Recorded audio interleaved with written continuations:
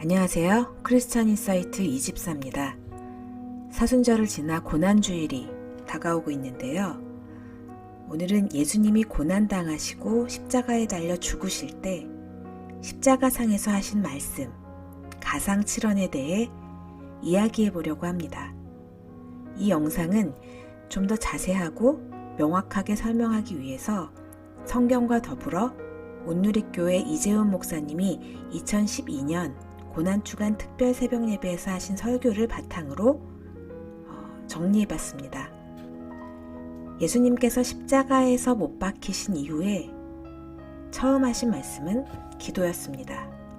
아버지여, 저들의 죄를 용서해 주옵소서. 자기의 하는 것을 알지 못함이니이다. 누가복음 23장 34절의 말씀인데요. 예수님께서는 기도로 공생애를 시작하셨고 기도로 마치셨습니다. 예수님의 마지막 사역은 기도였습니다. 손과 발이 다 못 박혀서 아무것도 할 수 없는 상태에서도 예수님은 기도하셨습니다. 중보의 기도로 마지막 생을 마치셨던 겁니다. 그 기도는 남을 위한 기도였고 죄인을 위한 기도였습니다. 더 나아가 예수님을 못 박은 바로 그 죄인들을 위한 기도였고 그들의 용서를 구하는 기도였습니다. 십자가는 용서의 십자가입니다. 그 기도에는 하나님의 사랑이 담겨져 있습니다. 십자가에서 하신 두 번째 말씀은 예수님 옆에 매달렸던 죄인에게 구원을 약속하는 말씀이었습니다. 내가 진실로 내게 이르노니 오늘 내가 나와 함께 낙원에 있으리라. 누가복음 23장 43절 말씀입니다. 십자가에 달린 죄수 중 하나가 예수님을 모욕하죠. 네가 그리스도가 아니냐? 그러면 너와 우리를 구원해 보아라. 그런데 그 옆에 똑같이 십자가 처형을 받고 있던 또 한 명의 죄수가 그 사람을 막 꾸짖으면서 이렇게 말합니다. 너도 똑같은 십자가 처형을 받고 있으면서 하나님이 두렵지도 않느냐? 우리는 우리가 저지른 짓이 있으니 마땅히 받을 벌을 받는 거지만 이분은 잘못한 일이 아무것도 없다. 이렇게 말하면서 예수님께 당신의 나라에 들어가실 때 저를 기억해 주십시오. 이렇게 말합니다. 이 장면을 얘기하면서 사람들은 그가 그 죄를 짓고 막 살다가 죽기 전에 바로 신앙 고백을 한 거기 때문에 부끄러운 구원이라는 얘기도 하고 그러는데요. 그런데 그 죄인은 하나님이 죄에 대해서 심판하는 두려운 분이라는 것을 고백했고 자신이 죄인이라는 것과 예수님은 무죄한 분이라는 것을 고백했습니다.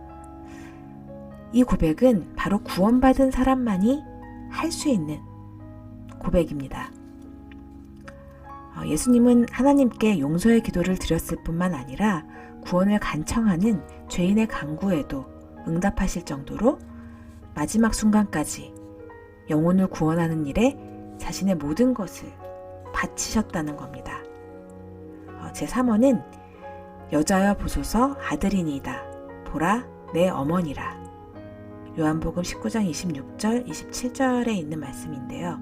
여기서 예수님이 자신의 육신의 어머니 마리아를 보고 여자여 라는 표현을 쓰잖아요.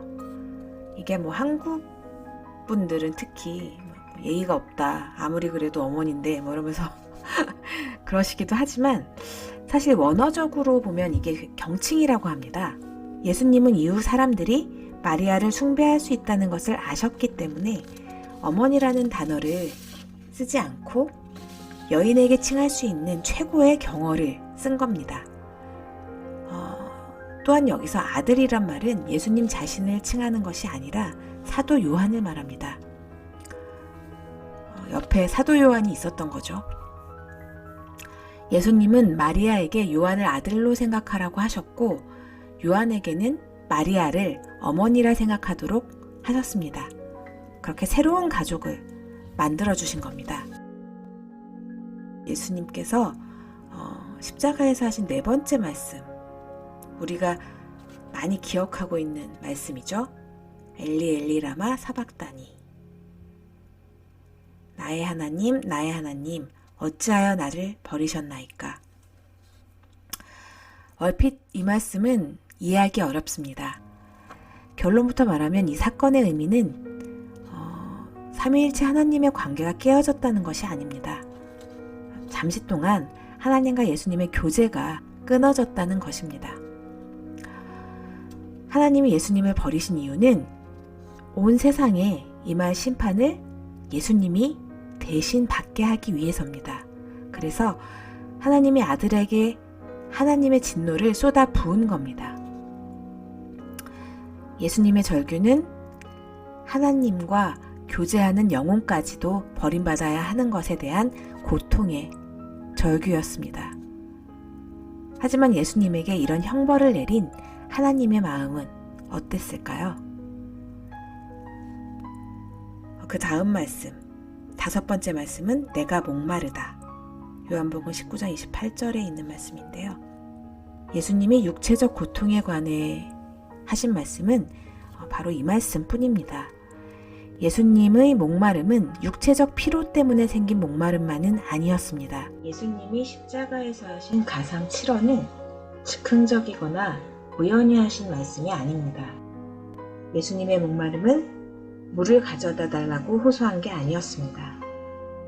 예수님은 우리에게 메시지를 전하고 계신 겁니다. 그것은 예수님이 인간이었다는 것이고 우리의 목마름을 씻어주기 위해 십자가에서 목말라 하셨다는 겁니다. 다음으로 6번째 말씀은 다 이루었다입니다. 요한복음 19장 30절 말씀인데요.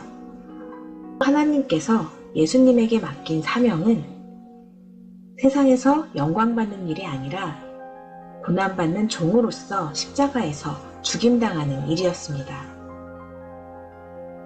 그리고 흠없는 희생제물로서 모든 사람들의 죄를 대신하시고 속죄를 완성하신 인생을 사셨습니다.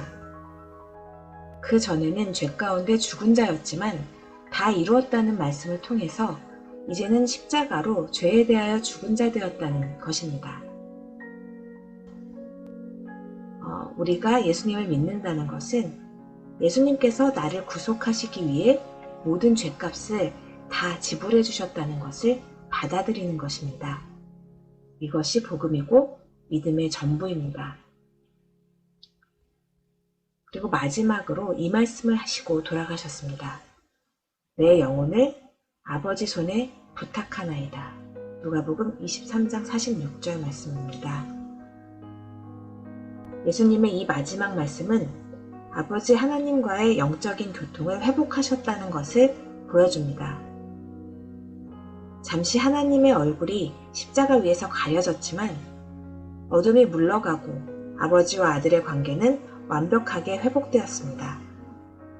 자신을 십자가에 내어주신 예수님은 죽음의 순간에 아버지와 교통하시는 가운데 자신의 영혼을 아버지 손에 맡겨드렸습니다. 예수께서 다시 크게 외치신 후 숨을 거두셨습니다. 마태복음 27장 50절에 이렇게 쓰여 있는데요. 이 말씀에서 원문의 의미는 자신의 영혼이 떠날 것을 허락하셨다는 것입니다. 예수님은 죽음의 권세를 이기시는 능력으로 자신의 영혼을 하나님께 올려드렸습니다. 아버지의 손에 자신의 영혼을 맡기신 예수님께서 우리를 위해 이루신 일은 우리도 아버지의 손에 우리의 영혼을 맡길 수 있게 되었다는 의미가 될 것입니다. 여기까지 가상 7언에 대해서 예수님이 십자가에 달려서 하신 말씀을 쭉 살펴봤습니다. 십자가는 하나님의 사랑과 공의가 만나는 장소입니다. 하나님의 긍휼과 하나님의 진노가 만나는 지점이기도 합니다. 예수님이 하나님의 완전한 사랑과 완전한 공의를 이루신 것입니다. 성경에 다 있는 내용이지만 예수님 우리를 위해 이 땅에 오시고 돌아가실 때까지의 시간을 깊이 생각해 보는 것이 사순절과 고난주간, 부활주일을 보내면서 의미 있는 시간이 될 거라 생각해 봅니다. 지금까지 크리스찬 인사이트에서 전해드렸습니다. 감사합니다.